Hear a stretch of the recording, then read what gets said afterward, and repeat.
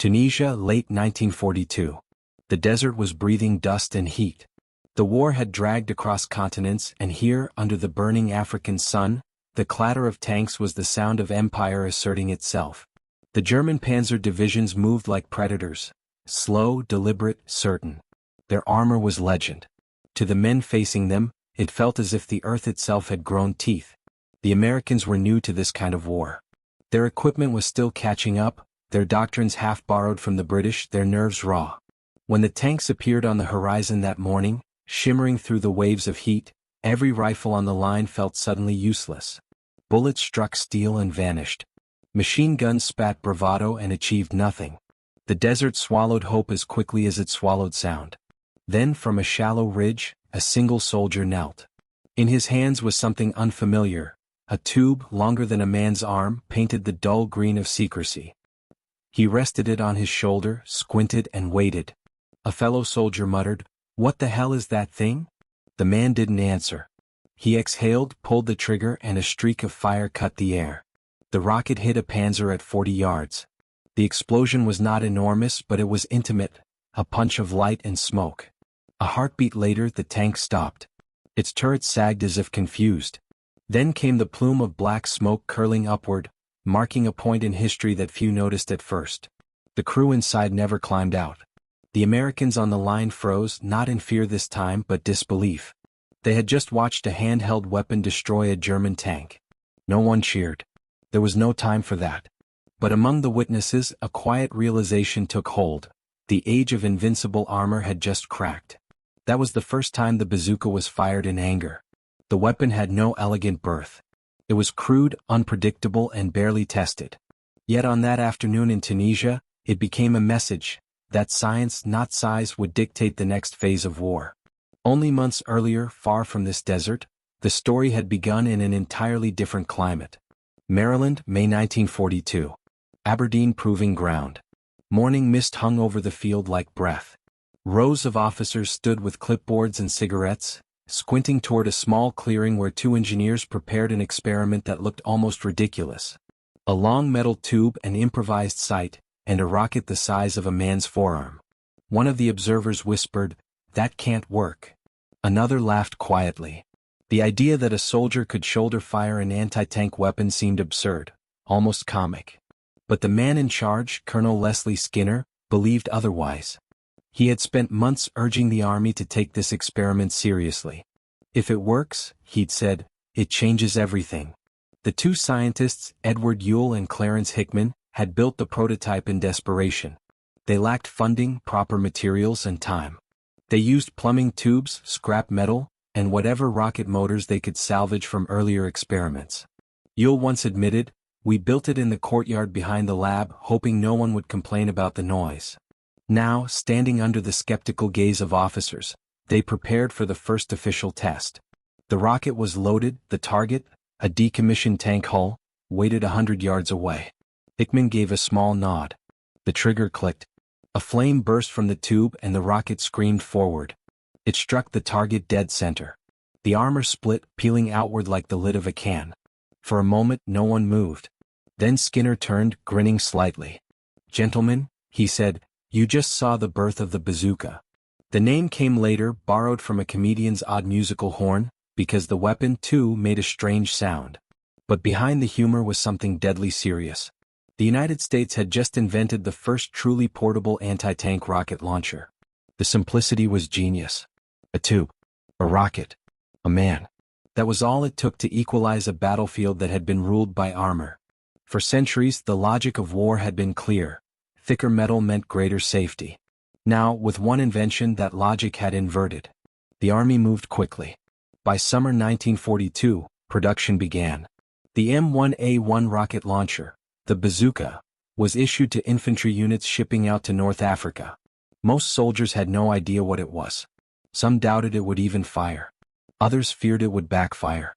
Training manuals were rushed, often incomplete. In some cases, the first real lesson came only when the weapon was fired in combat. And so, in that Tunisian valley, when the rocket streaked across the sand, it was not just a weapon being tested. It was an entire theory of warfare. Imagine the confusion on the German side. Tank crews who had crushed entire columns in France and Russia suddenly faced an invisible threat, one that did not come from artillery or aircraft but from a single man hiding behind a rock. Reports filtered through the ranks. Tanks destroyed by strange American tubes, fire that came from nowhere. The first instinct was disbelief. How could such a small weapon pierce German armor? Yet the evidence was undeniable. Smoldering wrecks, lost crews, the unnerving knowledge that a single infantryman could end the life of a 50-ton machine. Fear spreads quickly among men who thought themselves untouchable. In mess tents and dugouts, whispers grew, the Americans have something new. War has always been a race between invention and imitation. The bazooka would prove that faster than almost any weapon before it. Within months, German intelligence officers examined captured launchers and began drafting their own designs. In workshops across the Reich, engineers studied the American tube and wondered how to improve upon it, to make it simpler, cheaper, more suited to mass production. The answer would come soon, and it would be called the Panzerfaust. But in May 1942, none of that yet existed. There were only two men, a colonel with faith and an idea that had worked. Hickman and Ewell did not see themselves as warriors. They were scientists who had given soldiers something terrifyingly personal, the power to kill a tank with their own hands. What responsibility does a scientist bear for what his invention becomes? That question hung, unspoken, between them. As the war spread, so did their creation. In Sicily, Normandy, and the hedgerows of France, the bazooka became both tool and legend. Soldiers joked about it, trusted it, feared it. It was temperamental. Rockets sometimes failed, fuses misfired, and backblast burned those who stood too close. Yet when it worked, it inspired awe. For a brief second, a man with a bazooka could look at a tank and not feel small.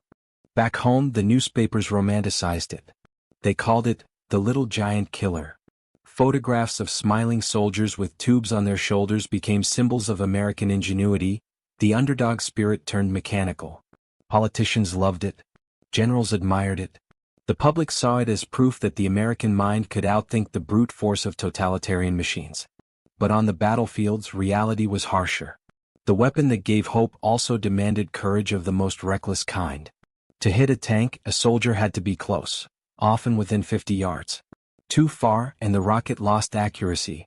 Too near, and the tank's machine guns could tear him apart. Every shot was a gamble with death. The men who fired it learned that the most powerful weapon is only as strong as the will behind it.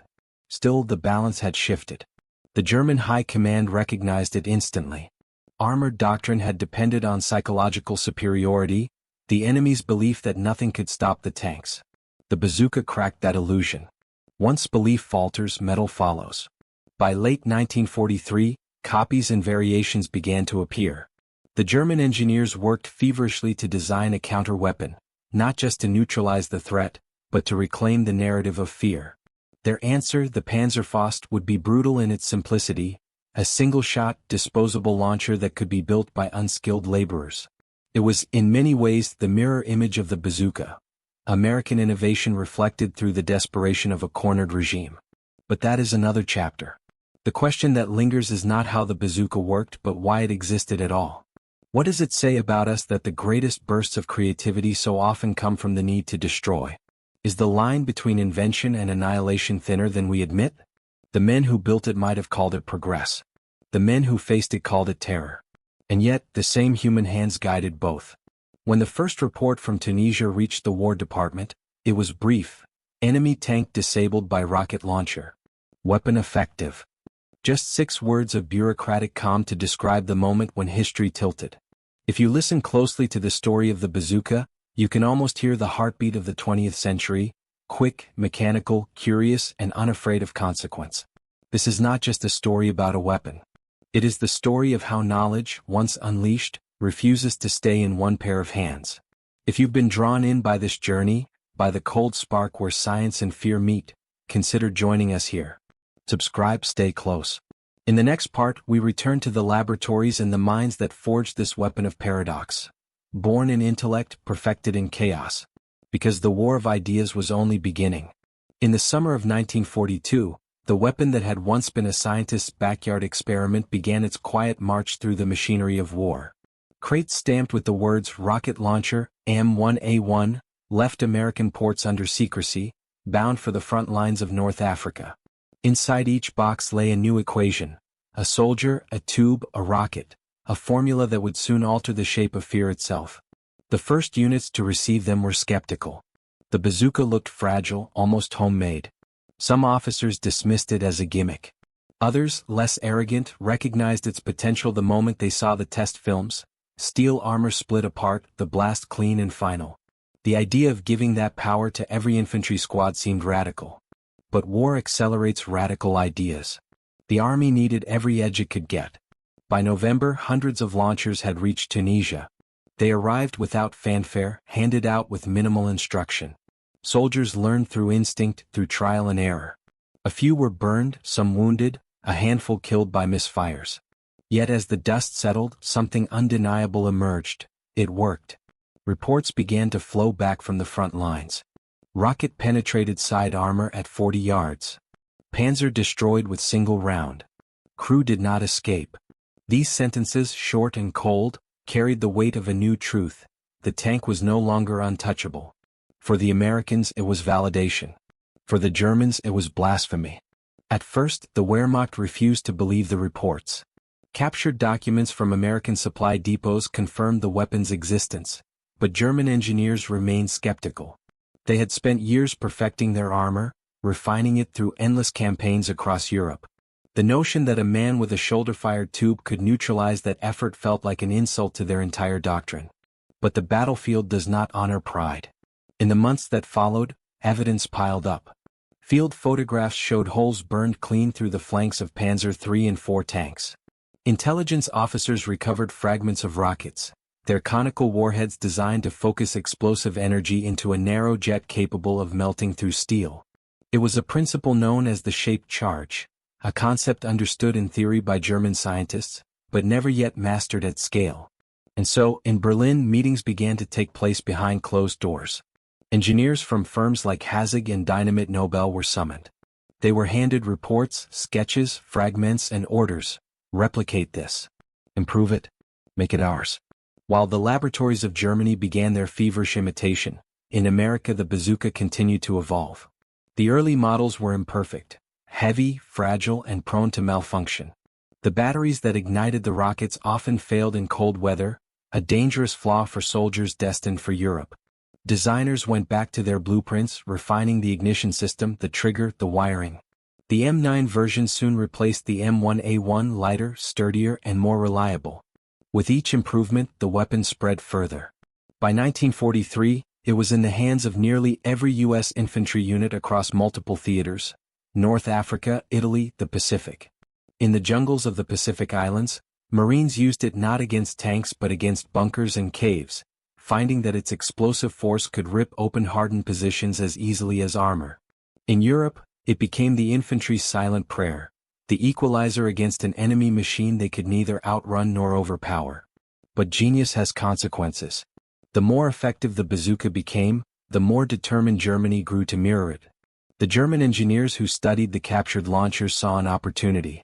They admired its simplicity but recognized its weakness: the need for electrical ignition, the limited range, the cost.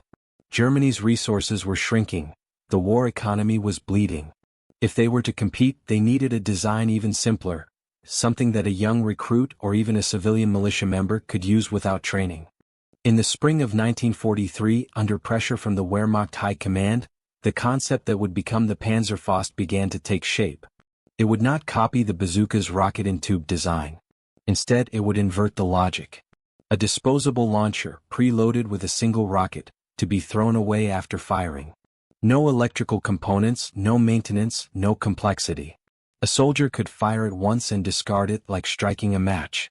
It was brutal in its simplicity. Meanwhile, on the front, German tank crews were changing their behavior. Gone was the arrogance of early campaigns. Now, every advance was shadowed by suspicion. Soldiers scanned hedgerows and ruins for glints of light, for silhouettes that might hide a man with a tube on his shoulder. The armored divisions, once confident juggernauts, moved with hesitation. Fear had entered the machine. What happens to an army when its confidence is replaced by doubt?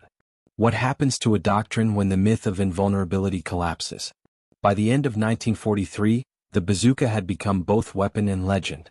In war propaganda, It was paraded as a symbol of democratic ingenuity, the triumph of thought over tyranny. But among soldiers, it had another reputation. They called it the whispering death, the tool of quiet revenge. Its power was deeply personal. To fire it required nerves of steel and acceptance of risk. It was not enough to possess the weapon. One had to believe in it, to trust it enough to step close to an enemy that could crush you in seconds. There is a cruel symmetry in war. For every innovation that brings one side hope, the other side finds desperation, and desperation breeds imitation. In the winter of 1943, German prototypes of the Panzerfaust were already undergoing field trials near Kummersdorf. The engineers were proud of their creation. It was compact, inexpensive, and deadly. Soldiers could be trained in minutes.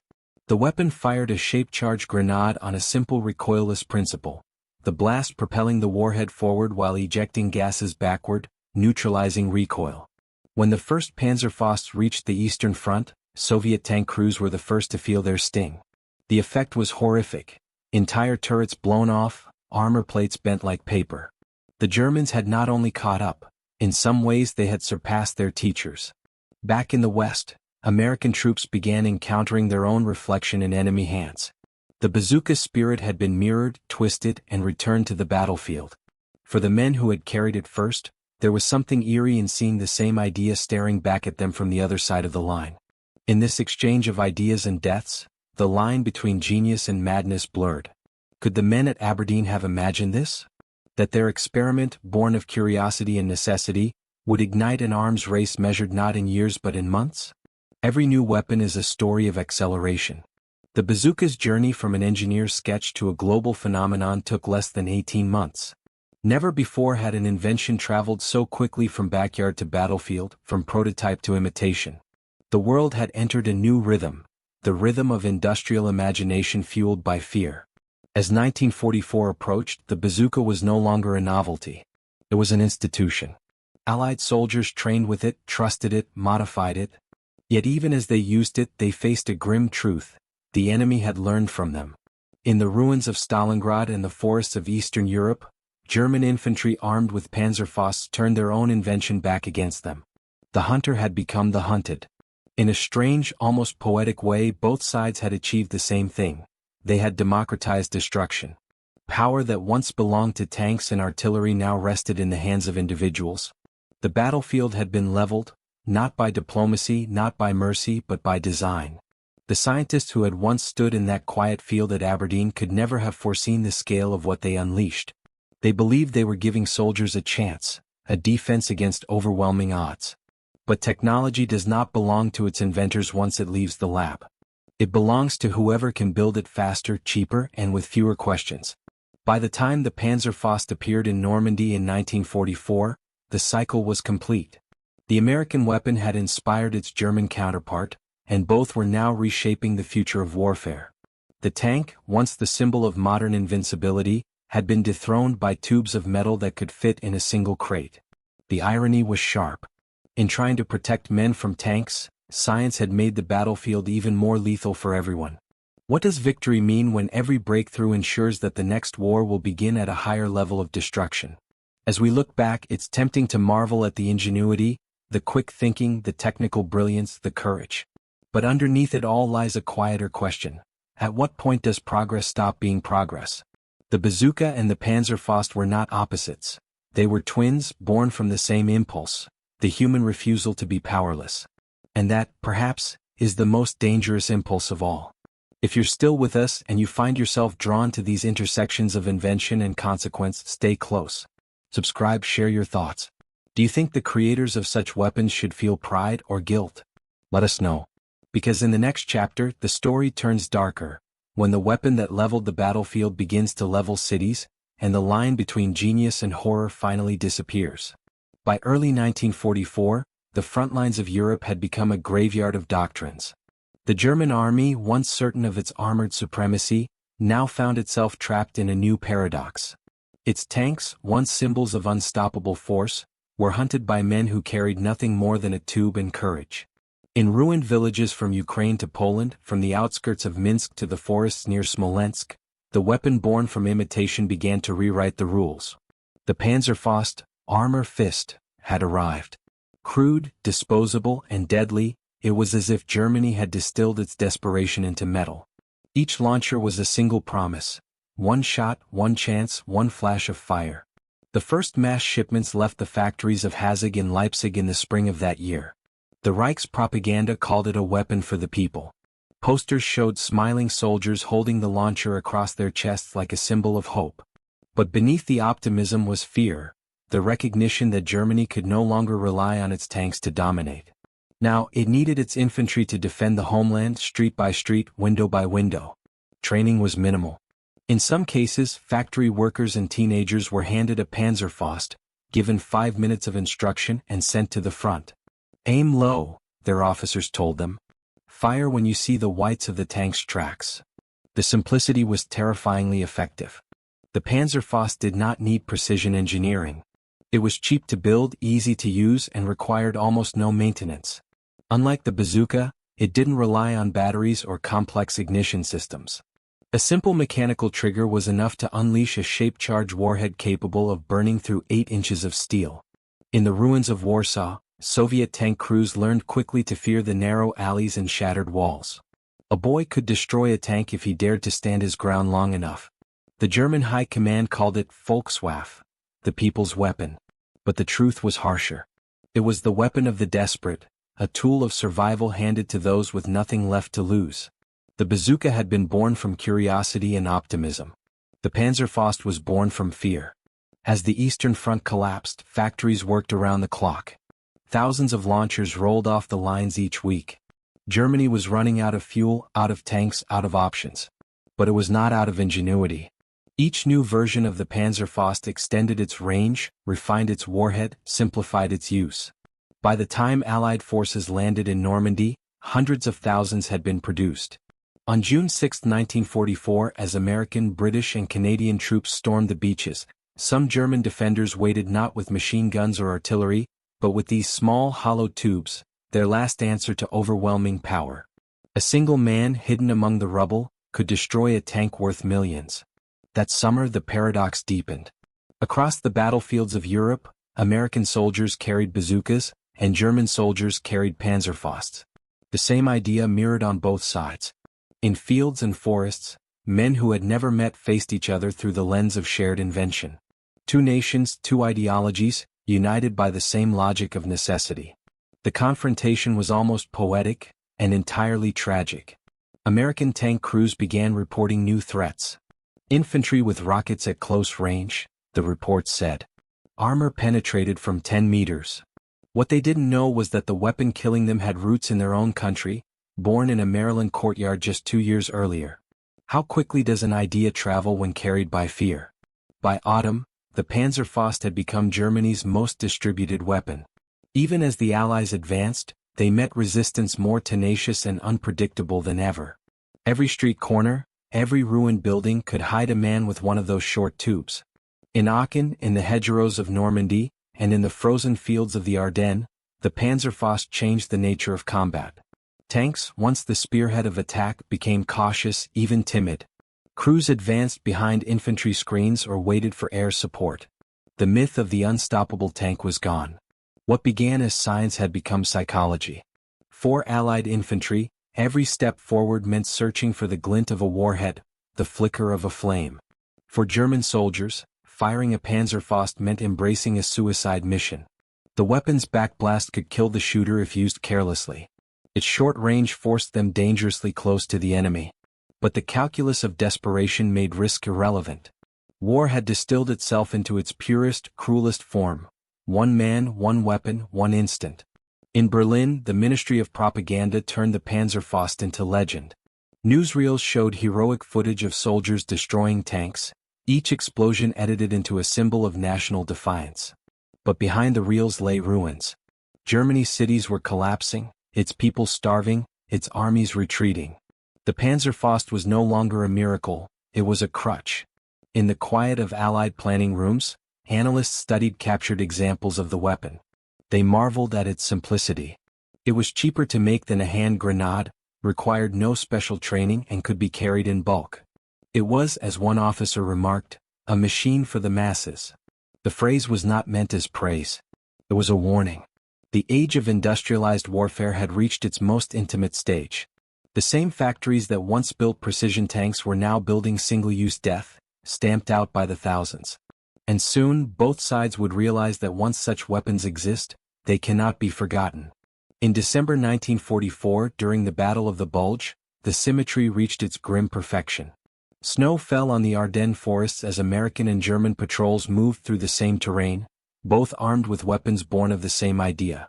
Bazooka fire met Panzerfaust fire. In some encounters, soldiers from both sides shot simultaneously, two flashes, two trails of smoke, converging and vanishing in a heartbeat. If history had a sense of irony, this was it. The invention meant to break domination had become universal. In after-action reports, American officers described the psychological toll. "We no longer see tanks as our greatest threat," one wrote. "It's the man with the tube." For German officers, the emotion was different, not fear but resignation. They knew the war was lost, but the weapon gave them the illusion of agency, one last assertion of defiance in a collapsing empire. "At least," one wrote, "we can take them with us." By the final months of 1944, the Panzerfaust had become as common as rifles. In the rubble of German cities, civilians were issued launchers alongside soldiers. Old men, women, even boys from the Hitler Youth were trained to use them. When the Red Army closed in on Berlin in April 1945, the streets became a labyrinth of smoke and fire. Every corner hid a defender, every explosion a requiem.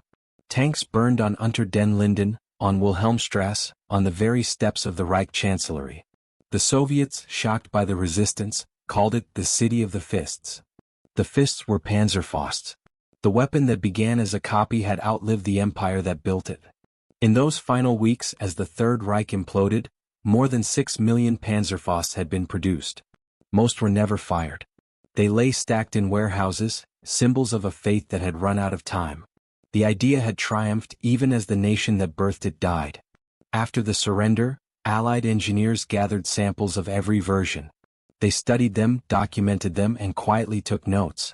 Because even in victory, no one could ignore what the Panzerfaust had proven, that the age of the individual weapon had begun, and that the next wars would be fought not just with armies, but with ideas made portable. From bazooka to Panzerfaust, from curiosity to catastrophe, the arc was complete. But there was still one question no one dared to ask aloud. What happens when invention becomes instinct?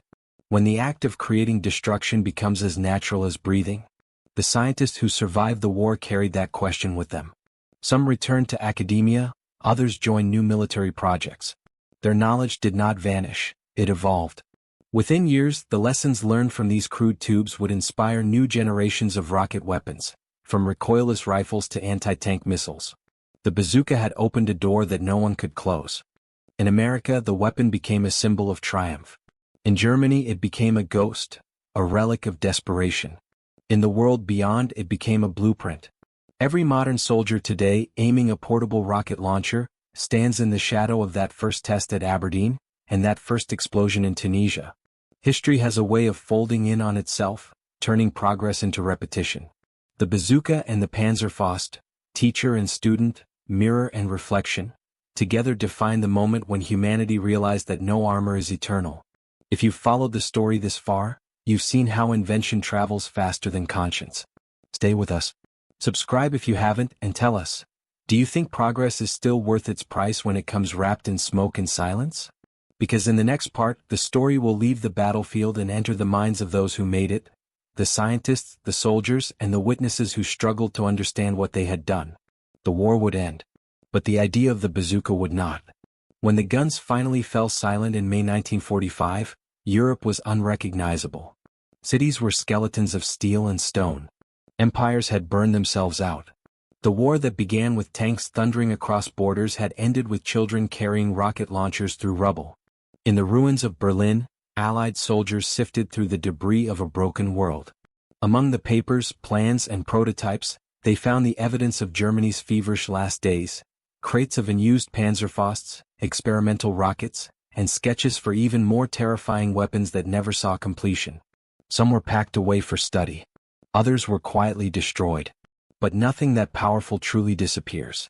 Within months, the victors were already dividing not only the land but the knowledge.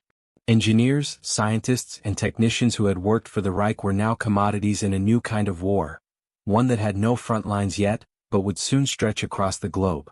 The Americans called their program Operation Paperclip. The Soviets ran their own.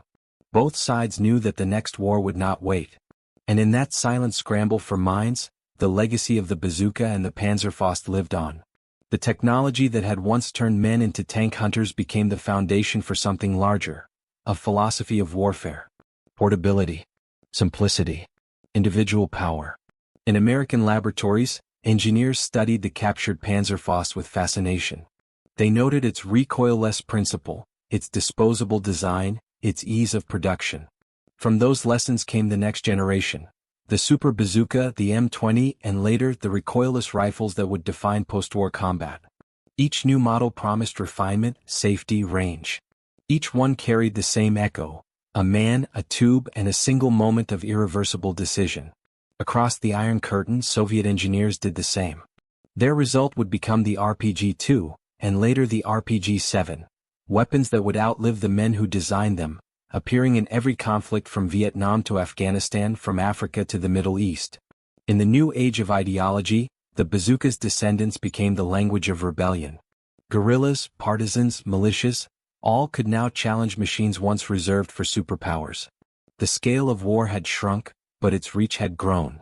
A single fighter in a mountain pass could destroy a tank, a truck, or a symbol. And so, the invention that had once promised balance on the battlefield became the seed of perpetual instability. Meanwhile, the men who had begun it all aged in silence. Clarence Hickman returned to civilian life, continuing his work in physics and engineering. He rarely spoke publicly about the bazooka. In one of his later interviews, when asked if he felt proud of his creation, he paused for a long time before answering. "It was necessary," he said. "But necessary things are not always good." Edward Yule went on to a long career in defense industries, shaping the very systems that would succeed his own. He often described himself not as an inventor, but as a problem solver. "We were just trying to solve a problem," he said once. The world was at war. The problem was tanks. But war is never just a problem. It's a mirror. What those men built reflected the century itself, its hunger for progress, its faith in technology, its blindness to consequence. The post-war years were an age of reconstruction, but beneath the rebuilding lay an unspoken truth. The line between creation and destruction had vanished. Every tool could be a weapon. Every idea could be weaponized. In that light, the bazooka and the Panzerfaust were not anomalies, they were prototypes for the modern condition. By the 1950s, both NATO and the Warsaw Pact had standardized anti-tank rockets in their arsenals. Factories that once made toys, cars, or appliances now produced sleek launchers by the tens of thousands. The dream of individual empowerment through technology had merged with the machinery of mass production. It was progress, but of a particular kind, progress measured in penetration depth, blast radius, and kill probability.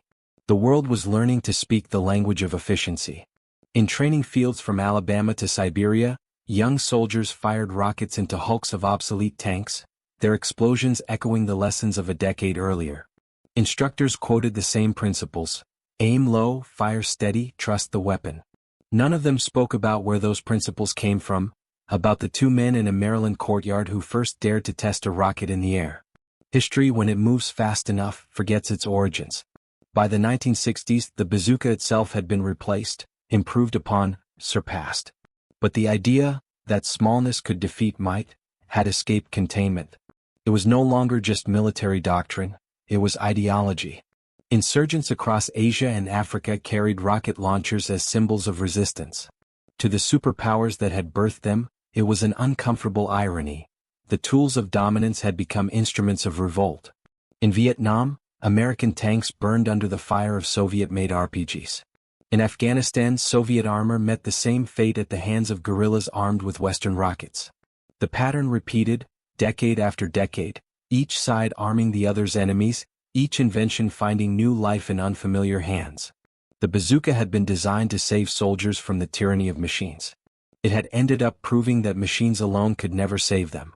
What had started as an experiment in backyard curiosity had evolved into the defining metaphor of the modern age: power without control. And yet, amid all the statistics and wreckage, the human story remained. Soldiers who used those weapons wrote about the strange intimacy of it, the moment when the target filled their vision, when the noise and heat erased thought, when survival depended on a simple motion of the finger. Some wrote that firing such a weapon felt like shaking hands with fate. Is there any progress that does not come with that handshake? As the decades passed, museums began displaying the first bazookas and Panzerfausts as relics. Behind glass they looked harmless, even quaint. Children stared at them without fear, unaware that these were once the most personal instruments of destruction ever invented. Curators described them as milestones of engineering. Few mentioned the burned faces, the shattered tanks, the trembling hands that once held them. History has a way of softening edges, but not for those who lived it. To the veterans who survived Tunisia, Normandy, or Berlin, the sound of a rocket still meant the same thing: finality.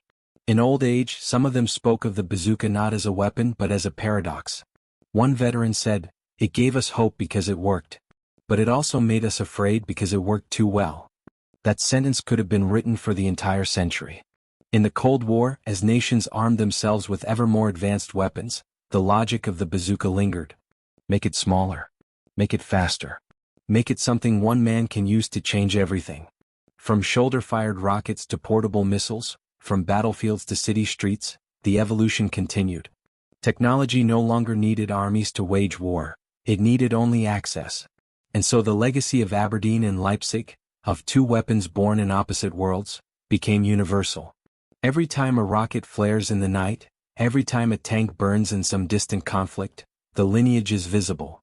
It stretches back to that day in May 1942, when two engineers pointed a tube toward a target and pressed a trigger. They believed they were defending freedom. They could not know they were redefining it. The bazooka was the first whisper of a truth humanity still struggles to accept: that once we invent a means of power, it can never truly be uninvented. Do we create tools or do tools create us? It is a question that lingers in every laboratory, every workshop, every moment when curiosity crosses into ambition. And perhaps that is why, decades later, the image of a soldier carrying a rocket launcher remains one of the most haunting icons of our time, a silhouette of power, of isolation, of the thin line between genius and regret. If you've stayed with us through this journey, through invention, imitation, and consequence, thank you. Subscribe if you haven't yet and share what you think. Is invention still a virtue when its cost is human memory? In the final chapter, we return to where it all began, to the quiet field at Aberdeen, and the echoes of a world that thought it was inventing safety, but instead discovered something else. Because in the end, every weapon tells us less about war, and more about ourselves. Aberdeen Proving Ground, Maryland. Spring sunlight falls on the same field where, more than 80 years ago, a handful of men once stood and changed the nature of war. Today the grass has grown over the scorch marks. The air is still, almost tender. A visitor walking here might see nothing but an empty stretch of land and wonder what stories it holds. But history, if you listen closely, never truly goes silent. It hums beneath the surface, in the soil, in the archives, in the unspoken memory of those who were there. This was where it began. A tube, a rocket, a simple question. Could one man stop a tank? The question was answered long ago. What remains is another, harder question. What happens after he does? In the decades since that morning in 1942, the world has built entire doctrines on that single moment of ignition. Nations designed their strategies around it. Scientists built their reputations on it. Generals wrote their tactics to accommodate it. And ordinary soldiers carried it on their backs into jungles, deserts, and city streets, each believing they were the first to hold such power. But the truth is older. Every era finds its own bazooka, a new way to even the odds, a new instrument to claim balance. And every time, balance comes at the price of something else. Sometimes it's innocence. Sometimes it's trust. Most often it's memory. For Hickman and Ewell, the two men who sparked this quiet revolution, the invention of the bazooka was an act of logic. They were solving an equation: force versus armor, energy versus resistance. They did not see the faces of the men who would die by their idea, nor the cities that would burn under its legacy. They saw physics, not philosophy. But invention is never neutral. It carries within it the shadow of its own consequence. In a letter written years after the war, one of their colleagues reflected, "We never thought about what would happen when others saw it. We only thought about what would happen if we didn't." That line, "if we didn't," might be the quiet motto of the modern world. It explains not only the bazooka but every creation that followed. The missile, the drone, the algorithm. We build because we can, and because we fear what happens if we stop. Standing in this field today, it's easy to imagine the first test. The hiss of ignition, the flash, the silence afterward. The witnesses clapping politely, unaware they had just crossed a threshold. The sound that day was small, but the echo was endless. The bazooka did not just change how wars were fought, it changed who could fight them. It gave individuals the kind of authority once reserved for nations. It made courage a measurable quantity, transferable, scalable. And it made fear universal. Perhaps that is the real story, not the weapon itself, but the emotion it unleashed.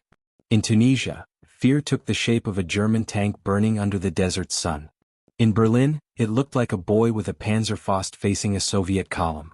In the laboratories of Maryland and Leipzig, it sounded like the hum of machines, the clatter of tools, the murmur of possibility.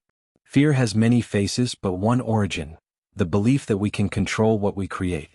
History suggests otherwise. After 1945, the lessons of the bazooka were absorbed into every modern arsenal. Portable rockets, guided missiles, anti-tank systems, all trace their lineage to this field. But each innovation carried a little less awe and a little more inevitability. Progress had become habit. The extraordinary had become routine. And yet, every now and then the silence returns, the kind that follows an explosion, the kind that forces reflection. When we look back at photographs from the 1940s, the soldiers posing with their launchers, smiling as if holding a trophy, we see a snapshot of belief. The belief that invention can save. The belief that knowledge by itself is virtue. The belief that the next discovery will end the need for war. But has it? The images from later decades, from Korea, from Vietnam, from the Middle East, tell a different story. The same posture, the same smile, the same tube resting on a shoulder. Only the uniforms have changed. Maybe the real invention was not the bazooka, but the illusion that progress can be controlled. Every weapon carries within it a story about its maker. The bazooka's story is one of optimism. The Panzerfaust is one of desperation.